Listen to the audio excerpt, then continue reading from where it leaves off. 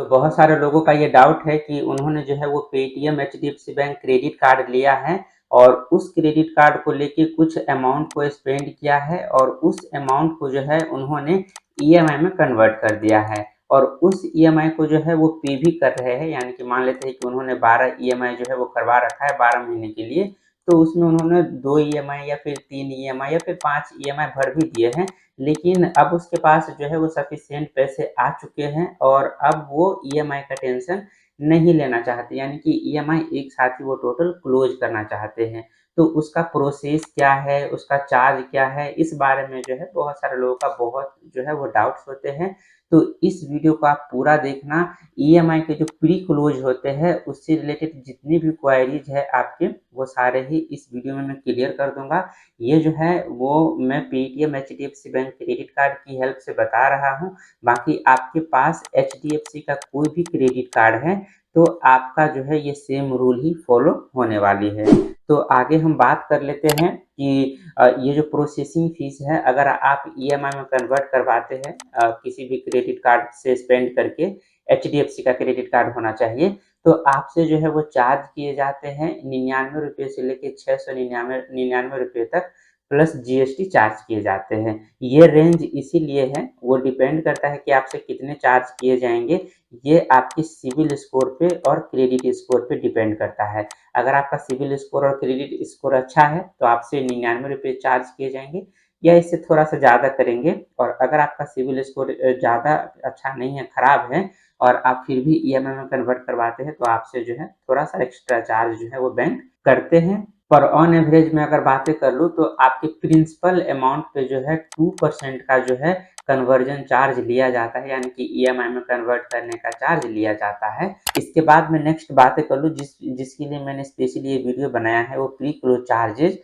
तो आपका जो प्रिंसिपल अमाउंट यहाँ पे देख सकते हैं, pre closure of the EMI will currently attract a charge of 3% of the principal. यहाँ पे आप देख सकते हैं प्रिंसिपल आउटस्टैंडिंग, और ये क्या होता है इस वीडियो में हम आगे डिटेल में जानेंगे। यहाँ पे मैंने एग्जाम्पल लिया है 18,000 रुपये का। तो 18,000 का जैसे मैंने ईएमआई में कन्वर्ट किया था, मैंने खरीदते समय अमेजोन से खरीदा था, तो खरीदते समय ईएमआई में कन्वर्ट नहीं किया था क्योंकि ये मेरा फर्स्ट टाइम था, मुझे नहीं पता था कि यहाँ पे मुझे ज़्यादा चार्ज लगेगा या फिर कस्टमर केयर को कॉल करके ज़्यादा चार्ज लगेगा। ये जो मैं प्रोसेस बता रहा हूँ वो कस्टमर केयर को कॉल करके ईएमआई में कन्वर्ट करने का प्रोसेस बता रहा हूँ। जैसे आप 18,000 रुपये को ईएमआई में कन्वर्ट करते हैं तो 2% का आपसे प्रोसेसिंग चार्ज लिया जाता है। तो आपका कितना हो जाएगा, 180 इंटू 2 कितना हो जाएगा, 360 रुपीज़ हो जाएगा प्रोसेसिंग फीस। वही यहाँ पे 360 रुपीज़ दिखा रहा है और 360 रुपीज़ पे आपसे गवर्नमेंट जो है 18% का जीएसटी लेगा। तो इसको अगर आप कैलकुलेट करते हैं तो यहाँ पे आपका जो है वो 60 रुपीज़ आ जाएगा, जो कि यहाँ पे आप देख सकते हैं जीएसटी लगाया गया है।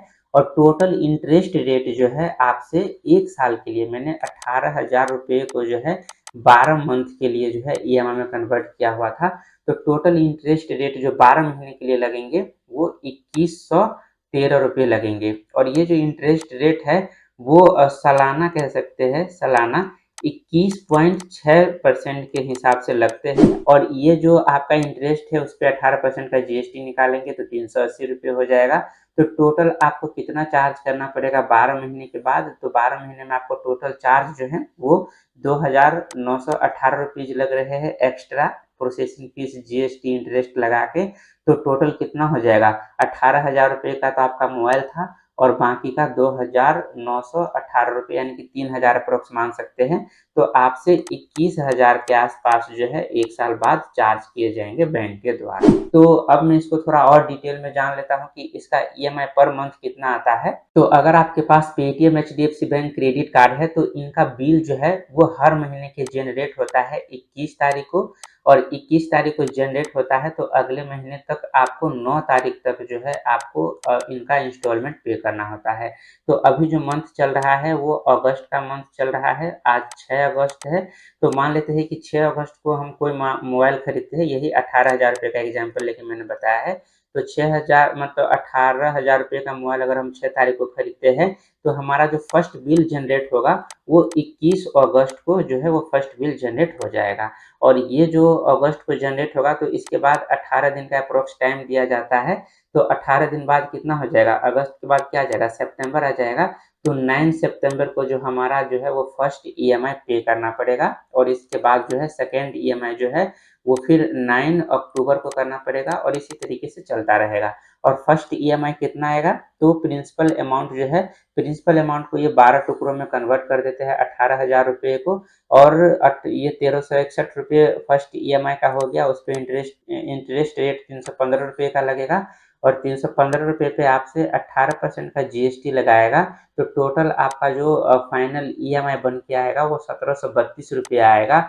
और यही 1732 रुपये जो है आपको 9 सितंबर को पे करना पड़ेगा और इसका कंफर्मेशन जो है वो ईमेल पे और मोबाइल पे भी आ जाता है। और आप जो है पेटीएम या फिर फ़ोन पे या फिर गूगल पे या फिर क्रेड या फिर चेक एप्लीकेशन जहाँ भी आपको अच्छा लगे उसके थ्रू क्रेडिट कार्ड का नंबर डालते ही आपको पेमेंट का ऑप्शन आ जाता है, तो आप वहाँ से पे कर सकते हैं। और अगर आपके पास एचडीएफसी बैंक में सेविंग अकाउंट या फिर करेंट अकाउंट है तो आप डायरेक्टली एप्लीकेशन के थ्रू भी इसकी जो है वो पेमेंट कर सकते हैं। तो अब मैं आपको सबसे लास्ट में बता दूं कि प्री क्लोज जिसके लिए आप ये वीडियो देख रहे हैं कि प्री क्लोज का चार्जेस जो है वो कैसे कैलकुलेट करें। तो मान लेते हैं कि आपने जो है ये स्टार्टिंग के 4 ईएमआई जो है वो आपने पे कर दिए, जो कि पहला सितंबर में आया था, दूसरा अक्टूबर में, तीसरा नवंबर में और चौथा आपने 9 दिसंबर को जो है आपने फोर्थ ईएमआई पे कर दिया। और फोर्थ ईएमआई पे करने के बाद जो आपका 9 जनवरी 2025 को जो ईएमआई आने वाले हैं वो ईएमआई आप नहीं पे करना चाहते हैं, उससे पहले ही आप टोटल ये जो अमाउंट बचा हुआ है आपका वो पे करना चाहते हैं। तो बैंक क्या करेगा, बाकी का जो आपका ये 8 ईएमआई बच गया हुआ है इसका प्रिंसिपल अमाउंट काउंट करेगा, यानी कि कैलकुलेट करेगा, इस टोटल को जो है बैंक ऐड करेगा। ठीक है, इस टोटल को ऐड करने के बाद अप्रोक्सीमेटली हम मान लेते हैं कि ये 8 है, तो आपका जो है वो 12,000 रुपये अप्रोक्सीमेटली बच गया हुआ है। बाकी सारा आपने जो है 6,000 रुपये पे कर दिए, तो 12,000 का ये 3% निकालेंगे। ठीक है, तो 3% कितना हो जाएगा, ये हो जाएगा 120 इंटू 3 हो जाएगा, तो ये हो जाएगा 360 रुपीज़। तो 360 रुपीज़ तो बैंक का चार्ज हो गया और 360 रुपीज़ पे 18% का जो है ये जीएसटी भी लगाएंगे। तो ये अप्रोक्सीमेटली कितना हो जाएगा, ये करीब करीब 72 रुपीज़ के आसपास हो जाएगा। तो टोटल आपका कितना हो गया, इधर 360 और इधर 72 रुपीज़, तो करीब करीब आप यहाँ पे कैलकुलेट करेंगे तो ये आपसे 430 रुपये का एक्स्ट्रा चार्ज जो है वो बैंक करेगा। और इसका एक और खास बात ये है कि यहाँ पे आप देख सकते हैं ये फिफ्थ ईएमआई है, यहाँ पे अगर आप इंटरेस्ट कैलकुलेट करेंगे और वो इंटरेस्ट पे आपका जो है यहाँ पे इतने जीएसटी भी लग रहा है, तो आप अगर इन सारे को ऐड करेंगे तो करीब करीब आप यहाँ पे देख सकते हैं 200, 100, तो ये करीब करीब 1000 रुपीज़ 900 या 900 अप्रोक्स इधर ही मान लेते हैं। और इधर भी करीब करीब देखेंगे तो 200 रुपये के आसपास इधर भी आपका हो जाएगा। तो 11-1200 रुपये जो है आपको एक्स्ट्रा चार्ज देने पड़ते अगर आप टोटल ईएमआई जो है इनका पे करते तो। और अगर आप पहले प्री क्लोज करवा लेते हैं तो 400 रुपये में आपका काम चल जाता है। तो यूँ है कि आपका जो है वो 3 गुना ज़्यादा पैसा, आप यानी कि 3 गुने ज़्यादा पैसा देने से आप बच जाते हैं अगर आप जो है वो प्री क्लोज करवाते हैं। इसको बहुत सारे जो है वो फोरक्लोज के नाम से भी जानते हैं। बाकी इसका कोई डिसएडवांटेज नहीं है अगर आप फोरक्लोज या फिर प्री क्लोज करवाते हैं तो। बाकी इसी तरह की इन्फॉर्मेटिव वीडियो देखने के लिए इस चैनल को सब्सक्राइब जरूर कर लें। मिलते हैं नेक्स्ट वीडियो में, तब तक के लिए बाय बाय।